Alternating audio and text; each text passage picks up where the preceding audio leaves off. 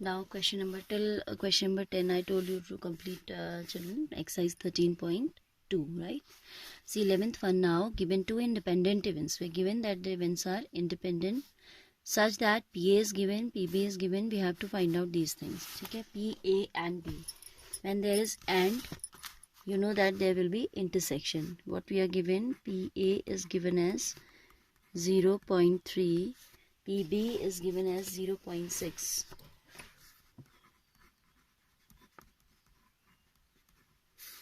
Then PA intersection B हो जाएगा आपका PA into PB for independent events. As these events are independent, we can write in the first part it is asking for PA intersection B, which is given by PA into PB. That is equal to 0.3 into 0.6. ठीक है? So this way you will find out PA intersection PB, PA intersection B. Secondly, it is asking PA and not B. P, A and not B. So this will be PA. For AND we have intersection. For not B we have B bar. B dash या B के ऊपर आप बार लगा दें या complement का sign लगा दें. ठीक है. So this is PA intersection B not. तो ये आपका होता है किसके equal? PA minus PA intersection B के इक्वल होता है. ऐसा क्यों होता है? देखिए, सपोज आपकी कोई दो इवेंट्स हैं. ठीक है. सपोज A इवेंट इससे डिनोटेड है and B event is denoted by this circle. This is denoting event A, this is B. तो आपको क्या चाहिए? PA intersection B not B. तो PA intersection not B. Not B is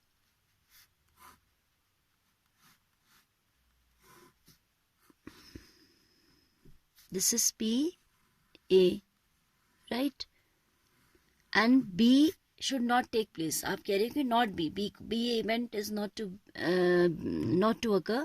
So ये वाला portion आपका जो है, जो दोनों में कॉमन है, this is PA, this is PB. If we want event B not to occur, तो ये वाला जो पोर्शन है ये आपका हटाना पड़ेगा, because this is the portion which is representing the occurrence of both the event simultaneously, है ना.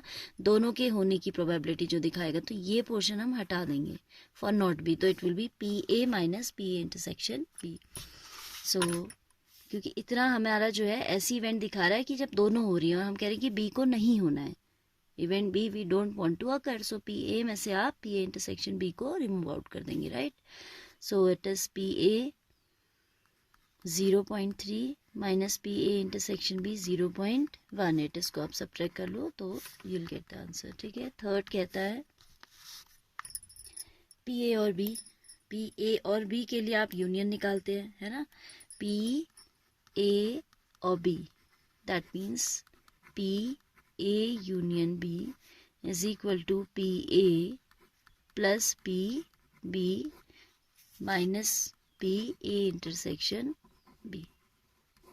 This is the formula for PA union B, right? तो इन सब का वैल्यू हमारे पास है. We'll put PA 0.3, PB 0.6 minus 0.18. So you are going to solve it and you will get the answer. ठीक है. Fourth कहता है neither A nor B. PA not intersection B not. ठीक है. PA आपको फॉर्मूला पता है PA इंटरसेक्शन B के लिए, PA into PB. If it is PA not and B not, तो ये हो जाएगा PA not into PB not. PB not and PA not, how do we calculate? 1 minus PA, this is, and this is given as 1 minus PB. ठीक है. ये formula पता था आपको. Intersection of PA intersection B is equal to PA not into PB not, because when A and B are independent event, their complementary events are also independent. ठीक है. तो ये फॉर्मूला यहाँ भी एप्लीकेबल हो जाएगा. 1 minus PA means 1 minus 0.3 and this will be 1 minus 0.6. This is 0.7 into 0.4, that is 0.28. This way we have to do calculation based. Here formulas we should be knowing. The question is very easy then. See the 12th one now, which is very interesting question, and this concept is very important also. It says that a die is tossed thrice. You're tossing a die 3 times. Find the probability of getting an odd number at least once. आपको निकालना है probability कि एक odd number at least once आए. ठीक है, तो at least once means it can be once or more than once. तो कई बार जैसे आपके trials ज़्यादा होते हैं, या like here you have to toss the coin 3 times, तो या कभी suppose coins के place पे वो आपसे die के लिए कह दे, तो it's easy to find out in this manner that if we find out that उसने कहा कि at least once, roughly I'm telling first, क्या कहा इसने, at least once you should have odd number. तो जब ऐसा निकालना हो ना, तो जहाँ एटलीस्ट मीन्स या तो एक बार या 2 बार, 3 ट्रायल्स हैं, या तीनों बार आप कह रहे हो कि ऑड नंबर आए. ठीक है, and you are throwing a die. ठीक है, और तो डाई में आपको सैंपल स्पेस पता है कि क्या होते हैं, 1 2 3 4 5 6. You are throwing a die and it is saying what is the probability that at least once you are getting an odd number. ठीक है, तो आप क्या करेंगे, you will find out the probability of getting even number every time in 3 trials. आपके कितने trial हैं, 3 trials हैं, या 3 times you are throwing the die. तो you will find out probability of getting an even number every time. Even number every time. तो जब at least once का हमें प्रोबेबिलिटी निकालना होता है, तो हम निकाल देते हैं 1 माइनस नन. ऐसे क्योंकि जब आपका सैम्पल स्पेस थोड़ा बड़ा हो, 6 आउटकम्स हैं, सोचने में टाइम लगेगा that what is the probability of getting even numbers at least once it is asking for odd number. तो पहले आपको ये कंसिडर करना पड़ेगा कि 1 आ जाए, केस 1. देन आपको 2 बार आपको even in 2 twice you get even number, उसकी क्या प्रोबेबिलिटी, देन थ्राइस, और फिर इन सारे केसेस को ऐड करना पड़ेगा. तो that is comparatively a lengthy process. तो हम इसके शॉर्टकट के लिए लेते हैं एटलीस्ट वंस का प्रोबेबिलिटी होता है 1 माइनस नन, यानी कि आए ही ना. रिवर्स ऑर्डर पे हम चलते हैं. ठीक है, सो सैम्पल स्पेस हियर इज 1 2 3 4 5 6. ठीक है, क्योंकि कैसे आपका रिवर्स में आ जा रहा है, देखो क्वेश्चन कह रहा है कि at least once there should be, at least once we should have odd number. I am saying we'll find out the probability that we get even number every time. At least once odd की हमें probability निकालनी है, और हम probability निकाल दे रहे हैं कि in all 3 trials we are getting even number, और उसको हम 1 में से subtract कर देंगे. तो जो बचेगा वो automatically क्या imply करेगा, that automatically will imply that at least once there will be an odd number. ठीक है, तो हम निकालेंगे probability of getting even number in the first row, or the first trial, तो वो हो जाएगी half. Then probability of getting even number in the second row, वो भी half. Probability of by half because we have 3 even numbers, 2 4 6, तो probability हो जाएगी 3/6, that is half. Probability of getting even number in the third is also half. तो आप देखिए ये event आपकी, अगर मैं इनको E1 E2 E3 कह दूं, या A1 A2 A3 कह दूं, तो you can see that these events are mutually independent, because when you are throwing a die, next time if you are throwing the die there, the first throw has no effect on second, है ना. क्योंकि जैसे ऐसा तो कुछ है नहीं कि वो नंबर जो आया आपने अलग रख दिया, ऐसा कोई इन्फॉर्मेशन आपको दिया नहीं है, और डाई में से तो आप रिमूव आउट कर भी नहीं सकते जब तक ऐसा कुछ दिया ना हो. So these 3 trials are mutually independent. Of course question में नहीं दिया है, बट हमें समझ में आ रहा है that if you are throwing the die for the second time, the first throw has no impact on that. If you are throwing it third time, the first 2 throws have no impact on that. So this kind of events are independent mutually. इसको हम E1 कह देते हैं, इसको हम E2 कह देते हैं, और इसको हम E3 कह देते हैं. Here E1, E2 and E3 are all independent events. independent events. This implies P, E1, E2, E3. It will be PE1 into PE2 into PE3, that is half, that is 1/8. So probability of getting an odd number at least once equals to 1 minus probability of getting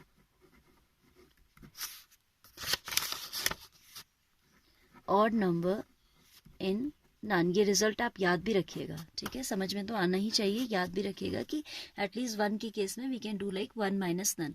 odd number in none of the cases, that means even number every time, that means 1/8, तो ये हो जाएगा 1 minus 1/8. So answer should be 7/8. ठीक है, तो जब भी आपको एटलीस्ट 1 की प्रोबेबिलिटी निकालनी होती है एटलीस्ट वंस के लिए, you do it like 1 minus none. ठीक है, उसका रीज़न यही है कि जब वो आप उसका रिवर्स, आप उसकी जो ऑपोजिट इवेंट है उसको लेके चले हैं, और एटलीस्ट वंस के केस में क्या होता है कि या तो एक बार आए या 2 बार आए या 3 बार आए, if you are doing 3 trials, और हमने कह दिया कि तीनों बार ऑड नंबर इवन नंबर आने की ये प्रोबेबिलिटी है, तो तीनों बार उसको जैसे मल्टीप्लाई किया, and if you subtract it out from 1, तो जो केसेस बचेंगे वो केसेस ऑड नंबर्स के लिए तो बचेंगे, because we have removed out the probability of obtaining even number in all 3 cases, है ना, यानी कि even number in all 3 cases means odd number in none of the cases, isn't it? उसको हम 1 में से सब्ट्रैक्ट कर दे रहे, तो फिर क्या बचा? Probability of getting an odd number in every trial, I can say, है ना.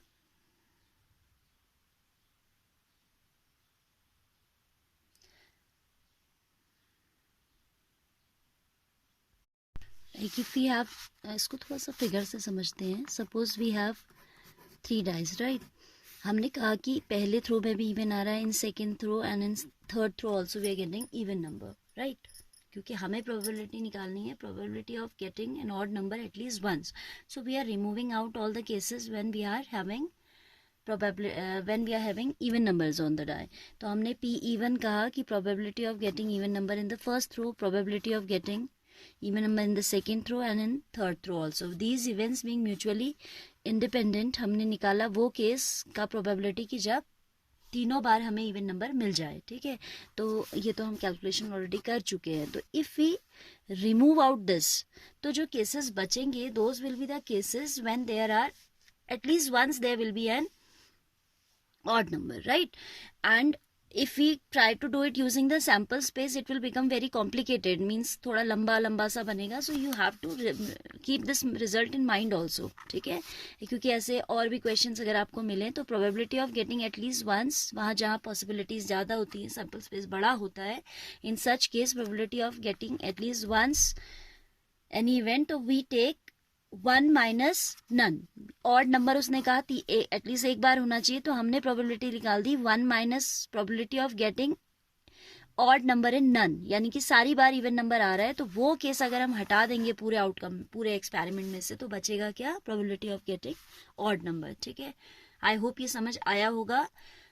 If you are having any difficulty you just text me, I try to explain once more, क्योंकि ये कॉन्सेप्ट बहुत इंपॉर्टेंट है कि probability of getting an event at least once में हम उस इवेंट के लिए निकाल देते हैं 1 minus none, right.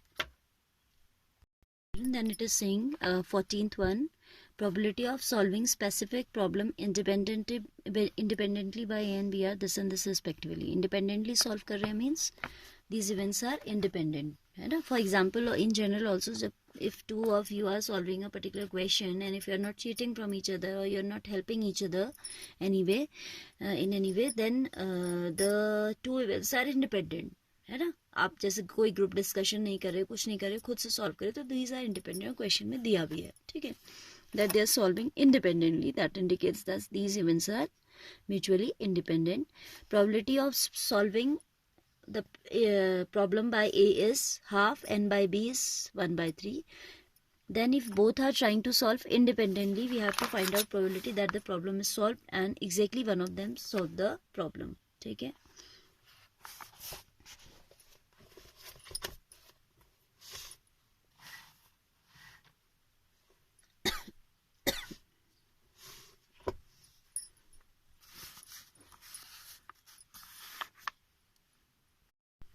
Now we should write that what we are given here. Suppose I consider that, अच्छा दे consider करने की ज़रूरत ही नहीं है, कह ही रहा है that probability of solving the event by A independently is half and this is 14 ना. Probability of solving the event, the problem by B independently is 1 by 3. Question part first is saying that the problem is solved. Means आपको इससे मतलब नहीं है कि question किसने solve किया. Our target is to solve the problem. तो क्या हो सकता है कि या तो ए सॉल्व कर दे या बी, कोई भी सॉल्व कर दे, है ना. तो in that case we find out P A union B. कोई भी सॉल्व करे या दोनों भी सॉल्व करें तो हमें उससे कोई प्रॉब्लम नहीं है. ठीक है. तो ये हो जाएगा P A union B is given as P A plus P B minus P A intersection B. ठीक है. तो P A is and PA intersection B will be, as these events are mutually independent, so PA intersection B will be equal to PA into PB, that is 1 by 2 into 1 by 3, that is 1 by 6, right. So we just have to put values here, 1 by 2, 1 by 3 minus 1 by 6. Take LCM and solve. ठीक है. This is 4 by 6, that is 2 by 3. So this is 2 by 3 is the required probability that the problem is solved either by A or by B or by both of them. Problem is solved means ये वाला case, इसमें सब आ जाता है कि आपका कोई भी सॉल्व करे तो प्रॉब्लम आपकी सॉल्व हो जाएगी. ठीक है. देन सेकेंड पार्ट कहता है, second part is saying exactly one of them solves the problem. Exactly one solves the problem. ठीक है. तो इसका मतलब है कि या तो A करेगा देन B नहीं करेगा, और अगर B ने किया तो A नहीं करेगा. ठीक है. This we can write as P A intersection B not, और A is not solving but B is solving. यही तो मतलब हुआ. If A is able to solve, B is not solving because we are having condition exactly one of them solves. Or we have B solves but A does not solve. ठीक है. And these events क्योंकि exactly one has to solve, तो ये events जहाँ आपका और होता है तो दोनों एक्सक्लूसिव है ना. या तो ये केस पॉसिबल है और this case is possible. So we'll put a plus sign in between. P A intersection B plus P A bar intersection B. ठीक है. And you know that if A, B are mutually independent events, then A naught, B naught, both are mutually independent. Same way, A, B naught are mutually independent. A naught, B are, ये सारे pairs आपके क्या होते हैं? If these are mutually independent, these all are also mutually independent. तो ये हो जाएगा P A into P B naught. For mutually independent events, we have P intersection B as P into PB, plus this is P A naught into PB, and then P A के solve करने की probability half है और B के solve करने की 1 by 3 है, तो solve ना करने की हो जाएगी 1 minus 1 by 3, that is 2 by 3, plus P A naught is half PB because P A is half, so P A naught is also half, and PB is 1 by 3. This is 2 by 6 plus 1 by 6, that is 3 by 6, that is half. Exactly one of them solve the problem. इस event की probability हो जाएगी half. ठीक है.